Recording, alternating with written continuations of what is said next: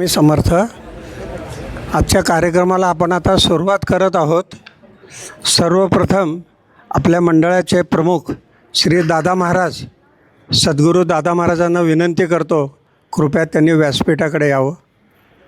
तसेच सौ विनिता वहिनी यांनाही मी विनंती करतो, कृपया त्यांनी व्यासपीठाकडे यावं. स्वामी मार्गातील ज्येष्ठ अधिकारी नगरकर काका यांनाही मी बोलवतो. तसेच आपल्या मंडळाचे संस्थापक सदस्य श्री प्रफुल्लचंद्र कुलकर्णी आणि श्री प्रदीपराव देशपांडे या दोघांनाही मी व्यासपीठाकडे येण्याची विनंती करतो. श्री स्वामी समर्थ. आज गुरुवार श्री स्वामी समर्थ यांची पुण्यतिथी. आज आरतीचा ज्या भक्ताला मान मिळाला आहे असे आपल्या तरुण महिला सेवेकरी आहेत, कुमारी स्मृती लोंढे यांच्या हस्ते आज आरती झालेली आहे. तर मी स्मृती लोंढे यांना विनंती करतो, कृपया व्यासपीठाकडे यावं. स्मृती लोंढे ह्या तरुण महिला सेवेकरी आहेत. वर्ष होऊन गेलं आपल्या मंडळाशी कार्यरत असतात. एक मिनटं, मी परिचय. एक वर्ष होऊन गेलं आपल्या प्रत्येक मंडळाच्या सेवेमध्ये भाग घेतात. पूर्वी थोडंसं नोकरीत असताना थोडंसं एक छोटं संकट आलं होतं त्यांच्यावर. ते दादांच्या मार्गदर्शनामुळे ते कमी झालं. त्या संकटातनं त्या बाहेर पडल्या. आत्ता सकाळ संध्याकाळ इथे नामस्मरण जप ह्याच्यात कार्यरत असतात. मंडळात जी पडेल ती सेवा देतात. तर अशा स्मृतीताई यांचा मी सत्कार करण्याची दादांना विनंती करतो. श्री स्वामी समर्थ महाराज की जय.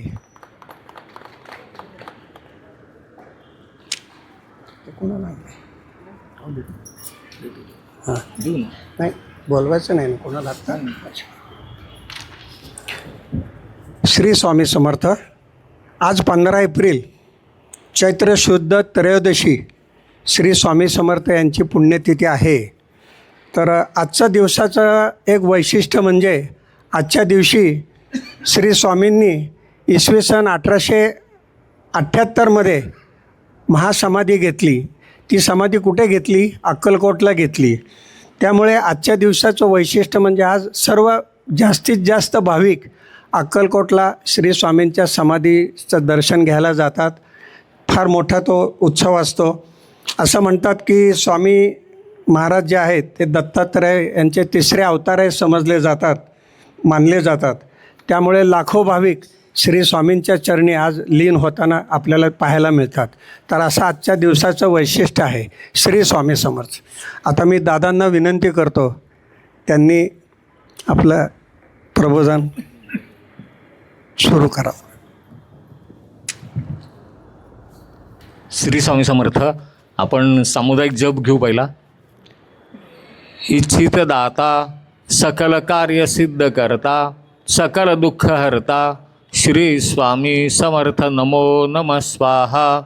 इच्छित दाता सकल कार्य सिद्ध करता सकल दुःख हरता श्री स्वामी समर्थ नमो नमः स्वाहा. इच्छित दाता सकल कार्य सिद्ध करता सकल दुःख हरता श्री स्वामी समर्थ नमो नमः स्वाहा.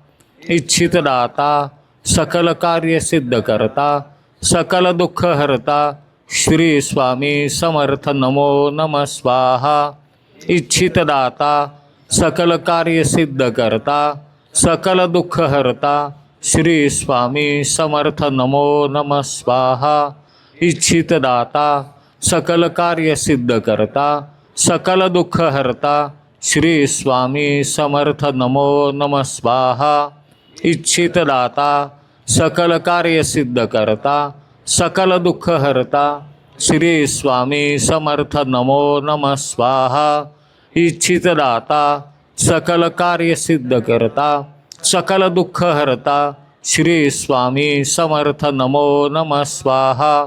इच्छित दाता सकल कार्य सिद्ध करता सकल दुःख हरता श्री स्वामी समर्थ नमो नमः स्वाहा. इच्छित दाता सकल कार्य सिद्ध करता सकल दुःख हरता श्री स्वामी समर्थ नमो नमः स्वाहा. इच्छितदाता सकल कार्य सिद्ध करता सकल दुःख हरता श्री स्वामी समर्थ नमो नमः स्वाहा इच्छितदाता सकल कार्य सिद्ध करता सकल दुःख हरता श्री स्वामी समर्थ नमो नमः स्वाहा इच्छितदाता सकल कार्य सिद्ध करता सकल दुःख हरता श्री स्वामी समर्थ नमो नमः स्वाहा इच्छितदाता सकल कार्य सिद्ध करता सकल दुःख हरता श्री स्वामी समर्थ नमो नमः स्वाहा इच्छितदाता सकल कार्य सिद्ध करता सकल दुःख हरता श्री स्वामी समर्थ नमो नमः स्वाहा. श्री स्वामी समर्थ. जसं म्हणतात ना की गुरुपुष्य किंवा एखादं विशेष मुहूर्तावर म्हणजे गुढीपाडवा की अक्षय तृतीया अशा मुहूर्तावर जर का सेवा केली तर त्या सेवेचं फळ आपल्याला 10 पटीने जास्त मिळतं. तर तसं आजच्या दिवसाचा म्हणता येईल स्वामी प्रगट दिन किंवा स्वामी पुण्यतिथी. आता पुण्यतिथी काही काही जण म्हणतात की महाराज गेले नाहीत मग पुण्यतिथी म्हणू नका, त्यांना समाधी दिन म्हणा किंवा देह समाप्ती दिन म्हणा किंवा ते हनुमान जयंतीमध्ये पण असं चालू होतं, हनुमान जयंतीला जयंती म्हणू नका, जन्मोत्सव म्हणा. म्हणजे काही म्हणलं तरी त्या दिवसाचं महत्त्व तर काही कमी होत नाही. जे सोपं आहे आपण पटकन तोंडामध्ये येतं पुण्यतिथी, कारण दिवस हा पुण्याचे आजचा. आजच्या दिवसाला जर का जी सेवा कोणी केली असेल तर त्याचं फळ त्याला नक्कीच जास्ती मिळतं, दुप्पट मिळतं. आणि आज आपल्या मंदिरामध्ये श्री स्वामी चरित्र सारामृत ही 21 अध्यायाची पोथी आहे. तर सर्वप्रथम ज्या सेवेकऱ्यांनी इथे पारायण केलं होतं त्या सेवेकऱ्यांना मी इथे आमंत्रित करतो. सकाळी साधारण 8 वाजल्यापासून इथे ज्यांनी पारायण केलं होतं, जी लोक आत्ता इथे उपस्थित आहेत त्यापैकी श्री आणि सौ नांगरे काका आणि सौ नांगरे काकू, त्याच्यानंतर कानडे काकू, इथे त्यांनी यावं. इथे आता नाव घेतलं तर स्मृती लोंढे,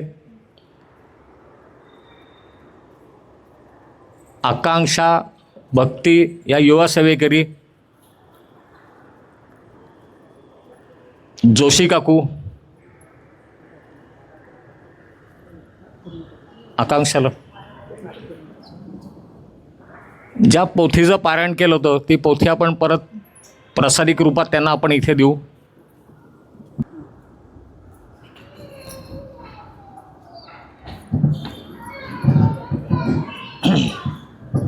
या जोशी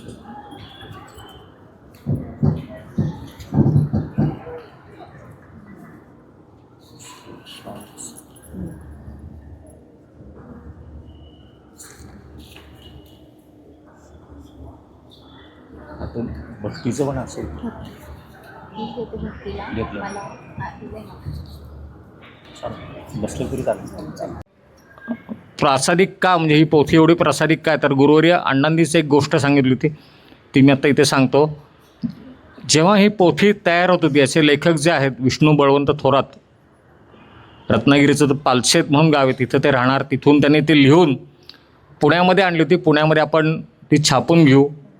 तर अनमोल प्रकाशन जे आहे ते नांदूरकर त्यांच्याकडे ते गेले होते त्यावेळेला. आणि जर का कोणाला आठवत असेल की पूर्वी छपाईची कामं होती ती असं एक एक ते खिळे होते त्याचे ते जोडून म्हणजे एक एक पान तयार करायचे ते. तर ते खिळे जोडून एक एक पान तयार झालं की एक पान पूर्णपणे ते छपाई व्हायची त्याची. मग त्याचं ते बरोबर छापलं गेलं की नाही त्याला प्रूफ रिडिंग म्हणतात. काही चुका आहेत का काही ते बघितलं जायचं आणि मग ते परत त्याचं पुढच्या छपाईला ते दिलं जायचं. ते प्रूफ रिडिंग जे आहे जेव्हा ही छपाई सुरू झाली होती तर त्यांच्याकडे एक वृद्ध गृहस्थ त्यावेळेला तिथे येऊन बसत होते. जेव्हा पहिलं पान झालं तेव्हापासून की त्यांनी जे कामगार होते त्या छपाई कामगार तिथले, ज्या कोणाला आठवत असेल ते छोटंसं यंत्र असायचं त्याच्यावर असं एक एक पान फक्त ते छापलं जायचं असं. तर त्यावेळेला ते वृद्धग्रस्त तिथे आले आणि त्यांनी सांगितलं की मला एक ते पान द्या, मी ते तुम्हाला प्रूफ रिडिंग करून देतो, म्हणजे ह्याच्यात दुरुस्ती काय असेल मी ती करून देतो. आणि ते वाचन करून द्यायचे ते पान, हे बरोबर आहे हे बरोबर आहे असं करून दररोज मात्र येऊन तिथे बसायचे ते. आणि ते कामगार तिथले जे कोणी होते ते बाबा चला आपापलं पण काम होतं म्हणून ते त्यांच्याकडे द्यायचे ते, हा बाबा हे वाचून द्या, एवढं बघा ह्याच्यात काय निघालं काय, काय चूक असेल तर सांगा. आणि असं करत करत खूप लवकर त्या छपाईचं काम पूर्ण झालं. आणि त्यांनी सांगितलं त्या कामगारांनी की बाबा आता झालं आहे शेवटचं पान, उद्यापासून आता काही काम नाही आपल्याला म्हणले ते. तर मग आम्हाला आता हे जर का छापून झाली, आमचे मालक येतील म्हणले इथे, थोड्या वेळाने तुम्ही इथे बसून राहा. ते नांदूरकर जेव्हा तिथे आले त्याच्यानंतर त्या कामगारांनी सांगितलं की असं साहेब बाबा हे गृहस्थ रोज येत होते आणि यांनी आम्हाला खूप मदत केली. मग नांदूरकरांनी सांगितलं की बाबा हे पहिलं आता जेव्हा पोथी तयार होईल तर ही कुठं आम्ही तुम्हाला आणून देऊ. तर त्यांनी सांगितलं मी नारायणपेठेत राहतो. मग नारायणपेठेत कुठं, तर भिवरालाच्या समोर धुमाळवाडा आहे म्हणले, त्या धुमाळवाड्यामध्ये या, तुमची जे छापून होईल तेव्हा या, सावकाश आलं तरी काय हरकत नाही. त्यांनी पत्ता उतरून घेतला, नाव उतरून घेतलं बाबांचं. आणि जेव्हा पहिली पोथी तयार झाली पूर्ण, ती पहिली परत घेऊन ते सगळी लोक, तो कामगार त्यांच्याबरोबरचे 2-3, नांदूरकर स्वतः धुमाळवाड्यापाशी म्हणजे भिवरा लॉज, नारायणपेठ पोलीस चौकी आपल्याला माहिती असेल, तिथून ज्या पाठीमागे आपण जातो ओंकारेश्वराकडं, तिथे भिवरा लॉज आहे. त्या भिवरा लॉजच्या समोरच बरोबर धुमाळवाडा आहे. आता तिथे मोठ्या इमारती झाल्यात आणि त्या धुमाळवाड्यामध्ये ही सगळी मंडळी येऊन पोचली. तिथे बघितलं त्यांना अमुक अमुक आडनाव, तर हे कुठे राहतात, तर त्या वाड्यातली मंडळी म्हणली इथे कुणी राहत नाही असं म्हणले. त्यांनी वर्णन सांगितलं, अशाच्या वर्णन असे म्हातारे गृहस्थ आहेत थोडे वगैरे. नाही नाही तुम्ही जे सांगताय असं कोणीच इथं राहत नाही म्हणले. तरी पण ते नांदूरकरांना म्हणले की तुम्ही त्या ज्या वाड्यातल्या लोकांना जरा बोलवा, तर म्हणे सगळ्यांना बोलवलं. ते कामगार म्हणले नाही ह्यातलं कोणीच राहत नाही इथं. म्हणले पण मग ह्या असं वाड्यामध्ये काय खास की आम्हाला गृहस्थांनी तर सांगितलं इथं या वाड्यात या म्हणून. तर ते म्हणले की स्वामींचे एक शिष्य होते बेडकर महाराज, त्यांचे शिष्य आहेत बाबा महाराज सहस्त्रबुद्धे. त्यांचा मठ आपण वडारवाडी हा जो भाग आहे त्या भागामध्ये त्यांचा मठ आहे, पण त्याची समाधी म्हणे इथे आहे. तर मग त्यांना काहीतरी नांदूरकरांच्या घरी पण स्वामी भक्ती होती, मग त्यांना काहीतरी डोक्यात आठवलं की असं बहुतेक महाराजच येऊन गेले असतील, हे पोथीचं जे प्रूफ रिडिंग करायला महाराज आले असतील आणि त्यांच्या शिष्यांच्या जे शिष्य आहेत त्यांच्या समाधीपाशी पहिली परत ठेवावी असं काहीतरी आदेश असेल. मग तोपर्यंत त्यांनाही माहिती नव्हतं इथे समाधी आहे, अजूनही बऱ्याचशा लोकांना माहिती नाही. आणि ह्या गोष्टी गुरुवारी अण्णांनी आम्हाला सांगितलं, त्या आम्हाला पण कळलं की ह्या वाड्यामध्ये बाबा सहस्त्रबुद्धेंची समाधी आहे. की ओंकारेश्वर मंदिरामध्ये काळ महाराज म्हणून आहेत, त्यांची समाधी आहे. त्या ओंकारेश्वर मंदिरातच आपण गेल्यानंतर काही काही गोष्टी अण्णांना तिथं अंबरनाथला जेव्हा त्यांनी सांगितलं त्या आम्हाला इथं पुण्यामध्ये त्या समजल्या आहेत म्हणून त्या. मग तिथे जाऊन आम्ही दर्शनं घेऊन आलो. किंवा पुण्यामध्ये एक दर्गा पण आहे बाबाजान दर्गा म्हणून, तर त्याचंही स्थान महात्म्य खूप म्हणजे खूपच आहे. तिथली ऊर्जा पण प्रचंड आहे. काही काही गोष्टी ह्या अण्णांनी सांगितलं त्या आम्ही जाऊन तिथे बघून आलो, दर्शनं घेऊन आलो. तर तसं बाबावर सहस्त्रबुद्धे ते समाधीचं दर्शन घेतलं. आणि मग ही पोथी प्रासादिक का, की त्याचं महत्त्व इथे की प्रत्यक्ष महाराजांनी सुद्धा प्रूफ रिडिंग केलेलं आहे. आपल्या मनामध्ये एखादा संकल्प, एखादा इच्छा धरा, त्याची पारायण करायची, त्याचंही सांगितलं की तुम्ही एका दिवसात पारायण केलं तरी चालेल. नाही जमलं तर रोज 3 अध्याय वाचायचे. जे आपण गुरुवारी सुरू करायचे ते बुधवारी संपतात. 21 अध्याय आहेत ना, बरोबर 7 दिवसामध्ये रोज 3 अध्याय. जर का शक्य झालं तर एकच वेळ धरायची, दिवसातली कोणतीही वेळ तुम्ही धरा. असं काही त्याला कुठलाही बंधन नाही आहे. जी बंधनं गुरुचरित्रामध्ये असतात ती बंधने इथे काही नाही. सेवा म्हणून आपण करतो, सेवाभाव जर का केलं, मनोभावे जर का केलं तर ती महाराजांच्यापर्यंत नक्की पोचती आणि आपली मनोकामना ती पूर्ण होती. आणि याची अनेक उदाहरणं इथे आहेत. आपण या पोथ्या सोलापूरहून मुद्दामून, पुण्यामध्ये या पोथीची किंमत जवळ 60 ते 65 रुपये असेल, पण सोलापूरला सतीश कुलकर्णी म्हणून श्री स्वामीचरित्र त्यांच्याकडे त्रैमासिक निघतं. त्या त्रैमासिकाचे संपादक आता ते कुलकर्णीचे वडील पण स्वामी भक्त आहेत. म्हणजे ते जवळ 51 वर्ष या सेवेमध्येच आहेत. एक दिवस त्यांना विचारला हे पोथी आपण जर का छापून दिली तर आपल्याला कमीत कमी किमतीत तुमच्याकडनं घेता येईल का. तर त्यांनी खूप म्हणजे खूपच कमी किमतीत त्यांनी छापून दिली. 1000 पोथ्या आपल्या छापून घेतल्या, त्या संपल्या, परत 1000 पोथ्या छापून घेतल्या आणि आत्तापर्यंत अशा जवळ 2-1000 पोथ्यांचं आपण वाटप इथे केलेलं आहे. त्याच्यामागे कुठलाही मोबदला आपण घेतला नाही, फक्त ती सेवा केल्याने तुमची कामं व्हावीत हा हेतू फक्त मनामध्ये धरला आणि स्वामींची सेवा किंवा स्वामीनामाचा प्रसार ह्याच्यातून होईल हा हेतू मनात धरून या पोथीचं वाटप आपण करत गेलो. त्यावेळेला येणाऱ्या इथे भक्तांना जे कोणी अडले नडलेले असतात त्यांना जर का बाहेर पडायचं असेल संकटातनं तर ह्याची इतकी इतकी पारायणं करा. मोबदला हाच की तुम्ही सेवा करा, तोच आमचा मोबदला.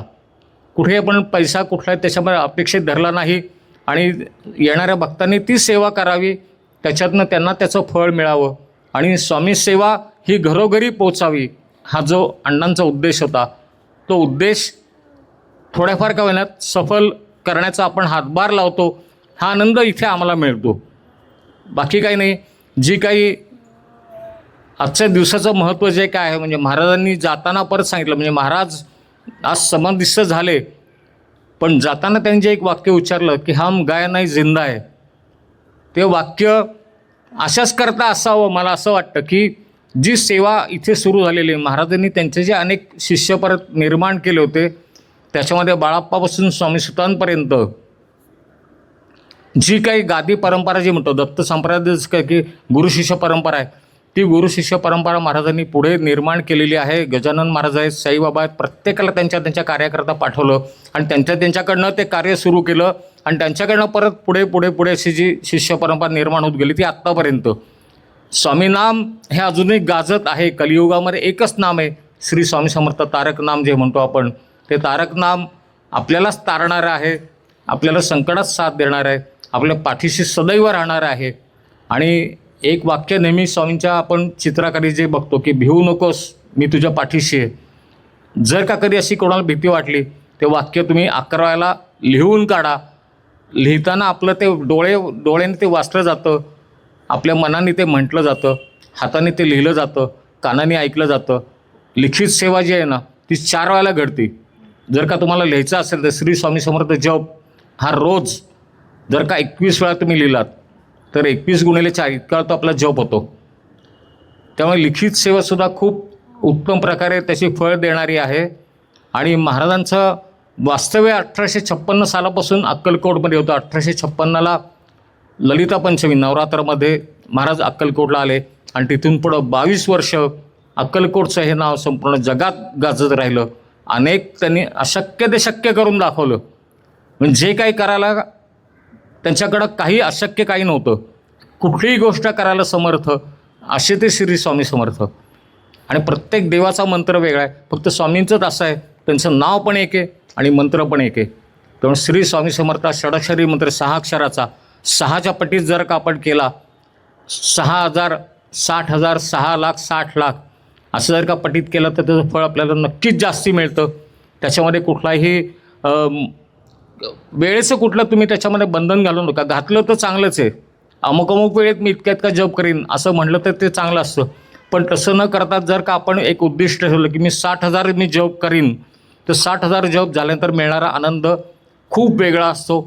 तो आनंद तुम्ही घ्या. त्याच्यामध्ये आपण स्वतः इथल्या प्रत्येक सेवेमध्ये आपण सांगतो की ही सेवा इथे आल्यानंतर तुम्ही करा. आत्ता आपण जेव्हा दर्शन घेऊ आपण इथे बघितलं असेल मंदिरामध्ये आज मोगरा उत्सव पण जो केलेला आहे आपले सेविक्रेत वैशालीताई नाडगौडा, स्नेहलताई, त्याच्यानंतर यमुलताई, बरीचशी इथे मंडळी होती. इथे सकाळी 11 वाजल्यापासून इथे जेव्हा थांबली तेव्हा आपल्याला संध्याकाळी 6 वाजता इथे आपल्याला स्वामींचं हे रूप, जे मोगऱ्यांचे गजरे किंवा मोगऱ्यांचा जो सुवास आज आपल्याला इथे जाणवणार आहे. आणि आज आपल्याला इथे प्रत्येकाला चंदन उटी महाराजांना जेव्हा लावली होती, त्यांचा देह जेव्हा समाधीत ठेवायची वेळ झाली होती ती चंदन उटी जेव्हा लावली होती आणि त्याचं प्रतीक म्हणून आपण पण इथे ते तसं साजरं करतो. आपल्या प्रत्येकाला इथे आतमध्ये जाऊन स्वामींच्या चरणांना चंदनउटी लावण्याचं भाग्य मिळणार आहे. आणि ही सेवा मला वाटतं बहुतेक बाहेर कुठल्याही मंदिरात नसावी जी आपल्या इथे करायला मिळते. मी सांगितलं की हे मंदिर आपलं मंदिर आहे असं समजून हे सगळे इथे सेवा करतात. आपण येणाऱ्या सगळ्या लोकांनी हे आपलंच मंदिर आहे आणि मी स्वामींच्या सेवेकरता मी आतमध्ये जात आहे. मला आज ते भाग्य मिळालं की मी आज स्वामींच्या पायाला तिथे ती उटी लावणार आहे. हे मनात भाव धरा. जसं त्या काळामध्ये होतं आपण वातावरण निर्मितीचा तसा प्रयत्न केलेला आहे. समाधीची जी जागा होती त्यांची, ती समाधीची जागा अगोदर निश्चित केली होती चोळप्पांनी. त्यांचा देह वटवृक्षाखाली जिथं त्यांचा देह त्यांनी ठेवला तिथून समाधी मंदिर मिरवणूक काढलेली होती. त्या मिरवणुकीने आज आपण आता अशी कल्पना करूया आज महाराजांना इथे आणलेलं आहे, समाधीच्या जागेवर त्यांना ठेवलेलं आहे आणि आता ते चंदनाची उटी लावायला आपल्याला आज जायला मिळणार आहे. फक्त त्याच्या अगोदर आपला पालखी सोहळा होईल आणि चंदन उटी लावण्याचं जे सुरू करायचं आहे तर मी वैशाली त्यांना सांगेन की त्यांनी त्यांच्या शुभ हस्ते एक काम सुरू करावं, ही सेवा सुरू करावी. त्याच्यानंतर पालखी आपली मार्गस्थ होईल. पालखीबरोबर आज जास्तीत जास्त भक्तांनी जाण्याचा प्रयत्न करावा आणि जे भक्त इथे थांबतील त्याच्यानंतर त्यांना आतमध्ये जाऊन स्वामींच्या पायाला चंदन लावायची संधी मिळेल आणि त्याच्यानंतर आपला प्रसाद वाटप आपल्या त्या जागेवर तिथे सुरू होईल.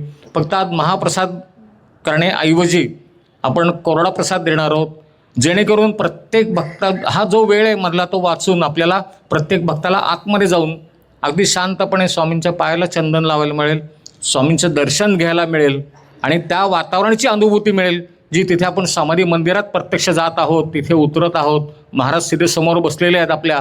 ही भावना मनात ठेवा. 100% मी सांगतो आज आपल्याला महाराज काय ना काहीतरी प्रचिती देतील. मी आत्ता इथे थांबतो. महाराजांचा हा जो शेवटचा दिवस होता ना, तो असा लगेच आलेला नाही, पण तो कसं कसं घडलं ह्याचं खुलासेवार जर का ऐकायचं असेल तर उद्या आपण परत इथे यावं. उद्या ह्याच वेळेला महाराज जाण्याच्या अगोदर 8 दिवसापासून काय घडलं तिथपासून आपल्याला सगळं महाराज जाईस्तोपर्यंत उद्या ऐकायला मिळेल. फक्त आज मी इथे थांबतो. आपण स्वामींचा जय जयकार करू आणि त्याच्यानंतर मी आत्ता म्हटलं तसं की चंदनोटी लेपन आणि पालखी सोहळा हे एकदम सुरू होतील. जय जय श्री स्वामी समर्थ. जय जय श्री स्वामी समर्थ. जय जय श्री स्वामी समर्थ. श्री स्वामी समर्थ अण्णा महाराज की जय.